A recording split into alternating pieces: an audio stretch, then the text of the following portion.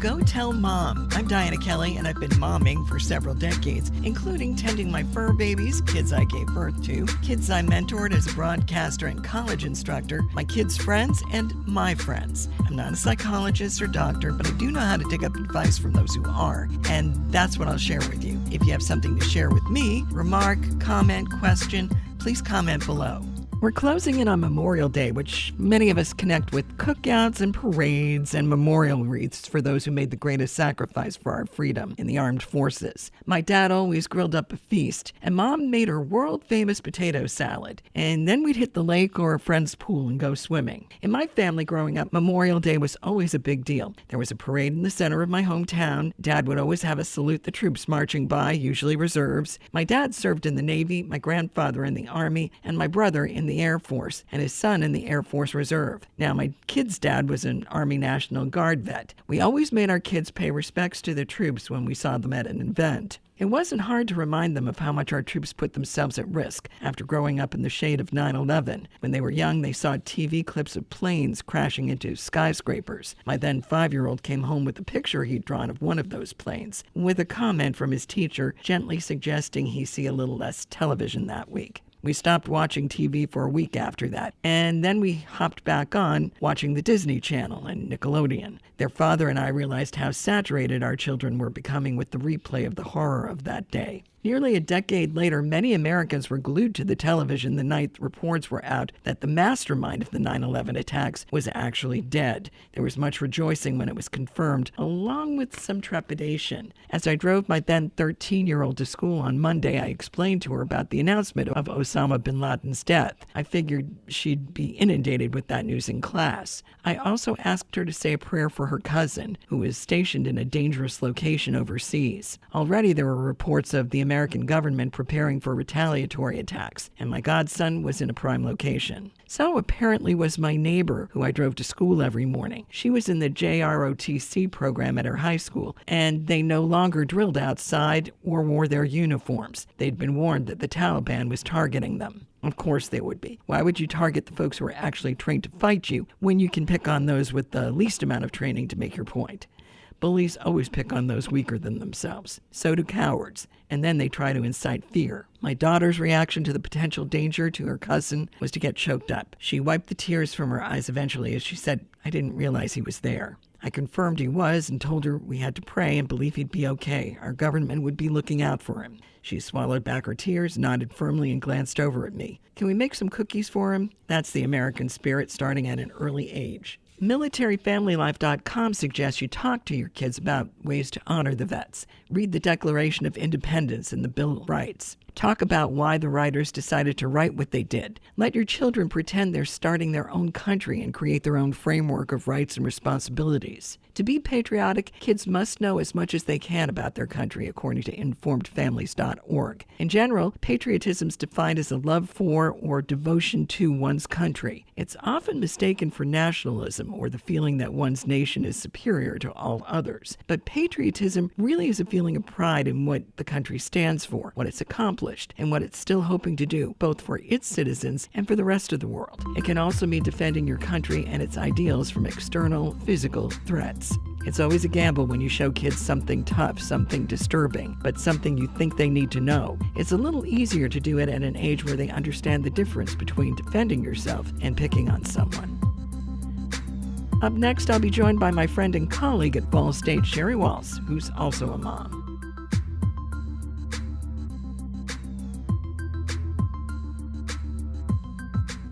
Let's talk American spirit right now with my friend and colleague, Sheri Waltz. As college professors, we always look forward to holiday weekends, and we've got a big one coming up with Memorial Day, but we also have a time to salute the vets with this. So was patriotism ever something that you talked about, Sheri, with your kids? I mean, other than let's go to the Memorial Day parade or something like that? Probably not. I mean, certainly 4th of July is one of my favorite holidays. I wouldn't say it's necessarily because of patriotism. It's more about the fireworks. Yeah.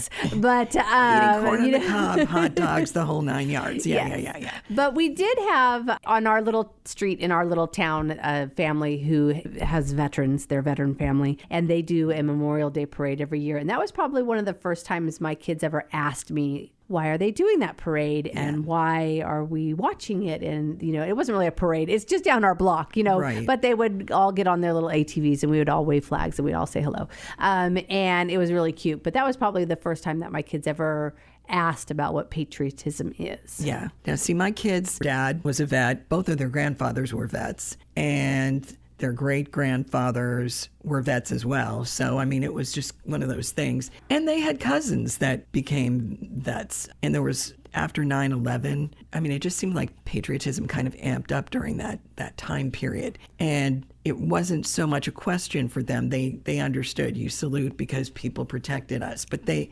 kind of took it like your fire department, your police department were among those protecting, so they regarded that as patriotism as well. And for the longest time, Austin wanted to be a fireman. I mean, every time we'd see fire departments put something on display, he was there, he'd be there, he'd get one of their plastic helmets, and all that. So I thought he was going to wind up doing that, but he didn't. But he always had respect for them. And so did my daughter, too. She didn't really want to be a firefighter, but yeah.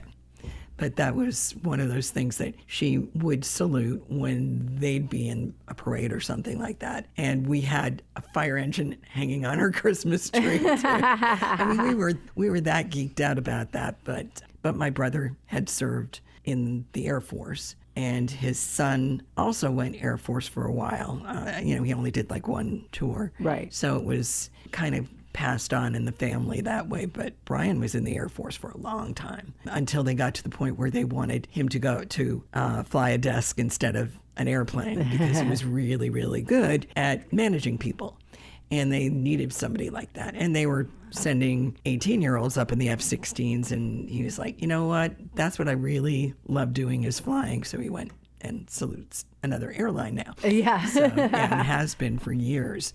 No, we didn't have anybody in the military. Nobody in my family served, so we never had that exposure. Except now they're cousins. So my nephew is a reservist, and then his wife is active duty Navy. So they're both in the Navy, and that's probably been the closest that my kids have had exposure to a military type of family, type of thing. Mm-hmm. It can be kind of scary, though, when you're explaining to kids the concept of war and the concept of the need for defending your country, because you try to protect them. You don't want them to think about scary things, especially as you're tucking them in.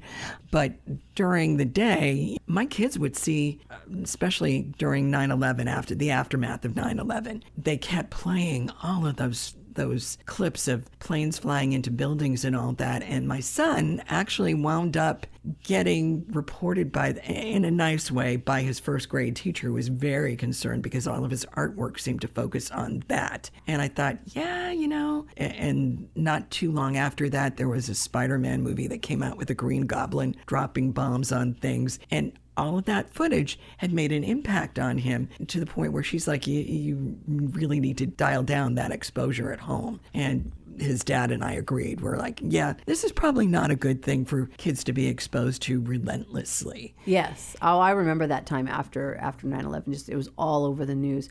My daughter was just 1 when it happened, and so she wasn't exposed to any of it.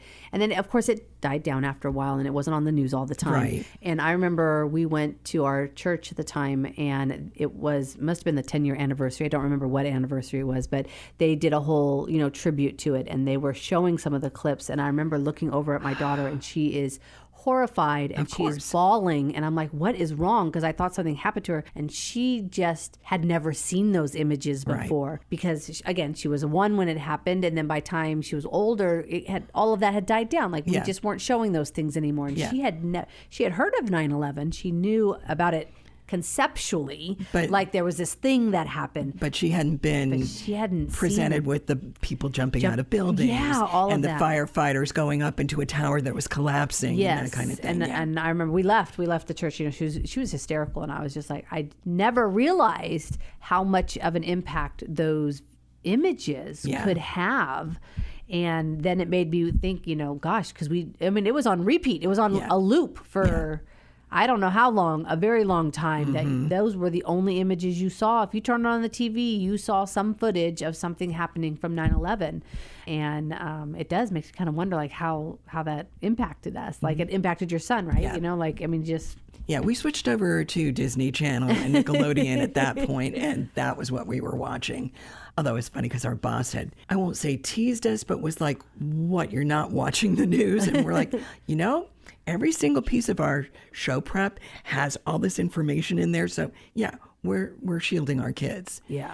But should you shield your kids? I mean, that was the question he had asked, why would you shield your kids? Don't you want them to understand what's going on? And he had more of a vested interest because his family was New York based. Okay. So he remembered a special occasion taking his grandmother to Windows on the World for her 60th birthday. Right. And now that was rubble, and he was really horrified by what had happened. Even though he was programming a station in the Midwest, it was still something that resonated very much with him. And so he really felt we should focus on that a lot, which I did understand. But on the other hand, there's the why do you want to scare everybody mentality that you have to worry about as well. I don't know. I mean, well, in today's day and age with social media and 24-hour news, it's hard not to be exposed to it. I mean, just think of some of the tragedies that have happened. You have the war in Ukraine, you have the war with Israel and Gaza, you have even January 6th, you have just, there have been, that's just this year, a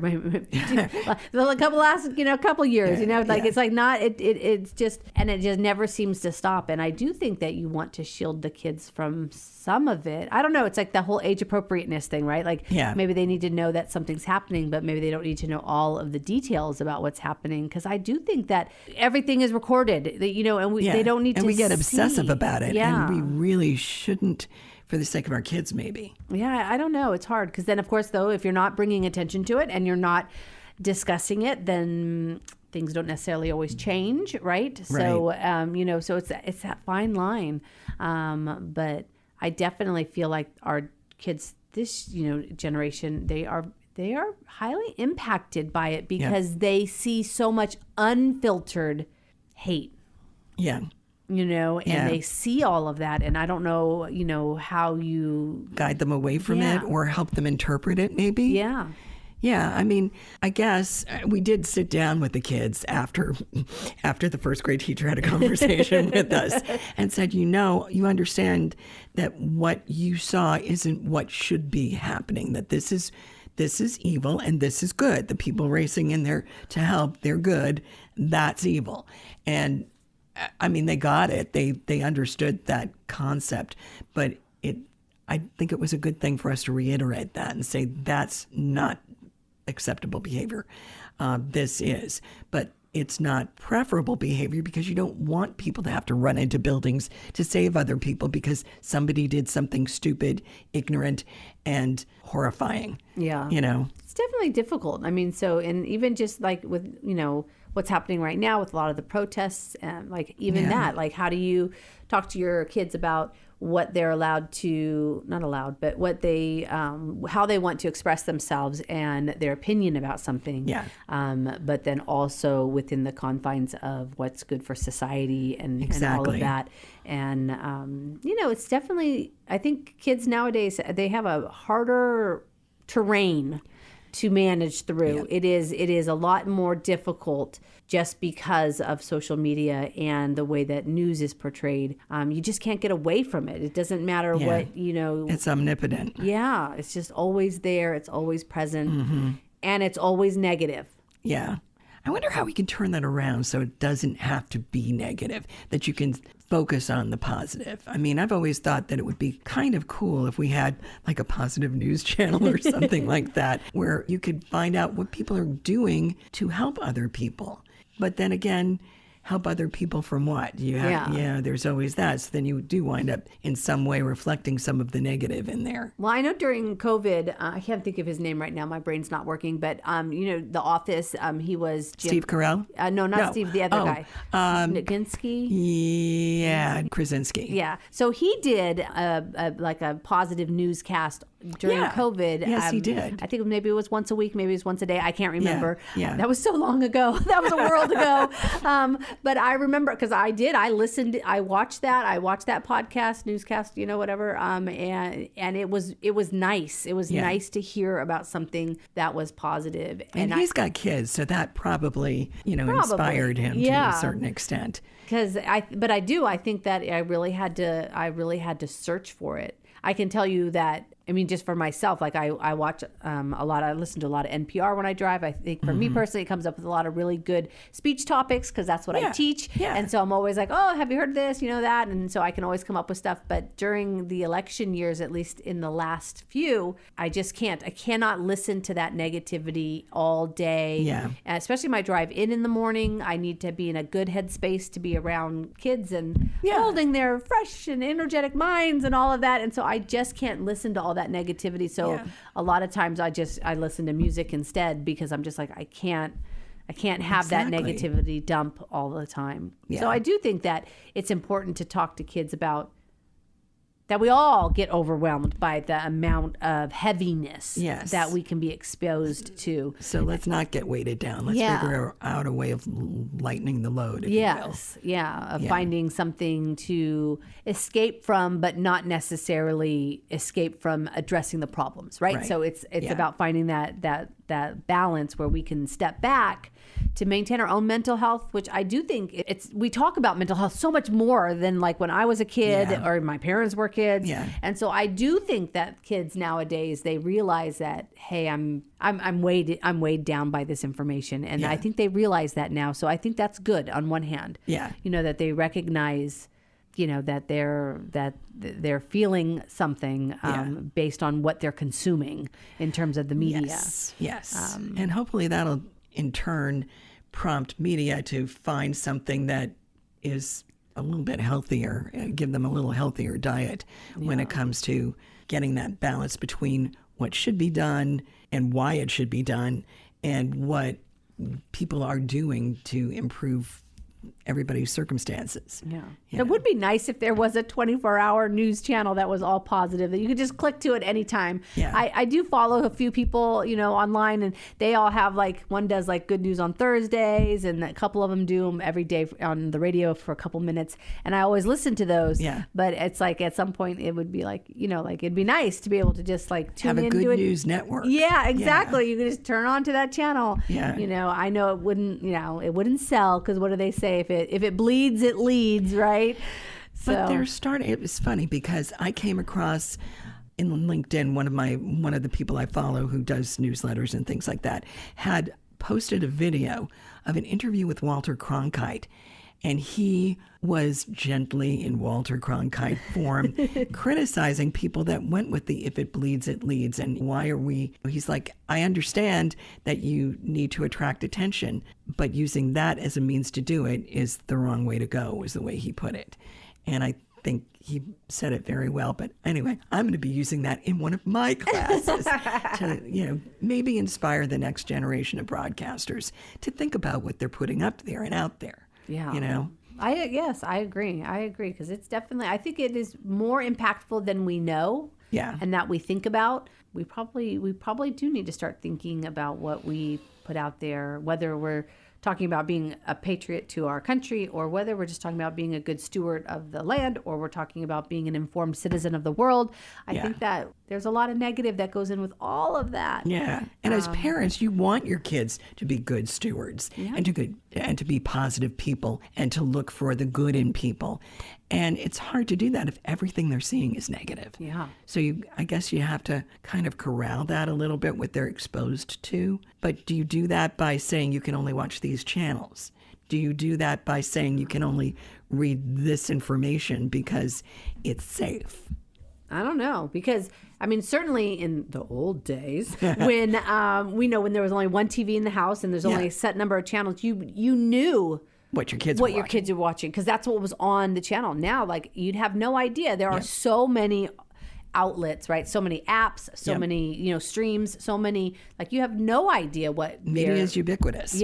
What they're getting and what that information is. So to have a conversation, I actually remember reading about something where, back in the day when you would make pop culture references, it worked really well because you knew that everybody had seen that movie or watched that show. Right. But now it becomes very difficult to make that connection because there isn't that universal, I wouldn't say universal, but, nationwide, thing where we all have watched the same, thing, or we've all seen the same thing. We all watched the same sporting event. That just doesn't happen anymore. No. Because of our access to so much. Yeah, to so much. So I think it would definitely now, those raising younger kids really have to have lots of conversations about, well, what are you watching? What are you learning about? Where are you hearing that? Yeah. And you can't just assume that they're watching or hearing the same stuff you are. No, you really can't make that assumption.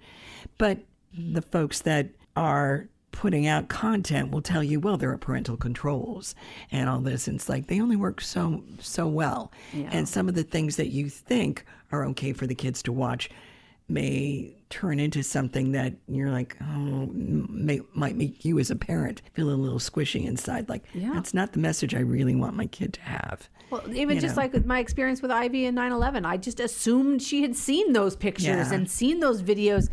I don't know. I just assumed she had, and she never had. Or maybe she wasn't old enough to make that connection that those are people that were jumping. Like, it just, and she just was so impacted by that. And I just was like, wow, like it really left a mark on me about, just like I can really see why it is hard to move past some of the times when people feel that they've been wronged or they've had something really bad happen to them, because it just leaves that mark. Yeah, and it's something that you really can't erase or remove. Yeah. Well, hopefully our kids, will have a better handle on it than we are, because it's still, for us, it's fledgling. All of this new media is fledgling. For them, it's just life. Yeah, exactly. And hopefully they'll figure out how to balance it a little bit better with their kids. Not to say that we didn't do it with ours, but it was new. So we didn't know. There are a lot of things that our kids are exposed to that we don't know about until after the fact. I think they will, because like I mentioned earlier, I think that they have a very good grasp on mental health and about when things don't feel right and how to say and how to talk about that. And I really do. I really have high hopes for the next generation, for our kids, and for them to be able to handle things in hopefully a better way, but maybe just a more informed way than we were able to. Yeah. Oh, of course, then there are those that are more patriotic that'll say, well, if you don't expose them to we'll lose people enlisting in the military. And that has been a problem since we've gotten rid of the draft over the years. Thank God we did. But it makes you wonder if people will respect those in the armed forces more or less because of what they're exposed to in media and social media. Yeah, I don't. Yeah, something to chew on as we head into Memorial Day. Yeah, exactly. Yeah. She's Sheri Waltz. I'm Dianna Kelly. This is Go Tell Mom. Thanks for sharing this episode of Go Tell Mom with us, Dianna Kelly and Sheri Waltz. We focus on the kind of things you might share with your mom, or tell about your mom, or maybe not. If you have something you'd like to share or comment on, please click on our comment section. See you next time with Go Tell Mom.